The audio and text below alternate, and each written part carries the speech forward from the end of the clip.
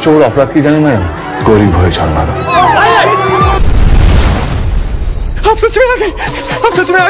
The greatest of all time মুভিটি 9 দিনে কত টাকা আয় করলো? এরপর থাকছে টেক্কা টিজারে সবাইকে তাক লাগিয়ে দিল দেব। ফাইনালি থাকছে স্ত্রী 2 মুভিটি 5ম সপ্তাহে কত টাকা আয় করলো। সবকিছুই জানবেন, ভিডিওটির সঙ্গেই থাকুন।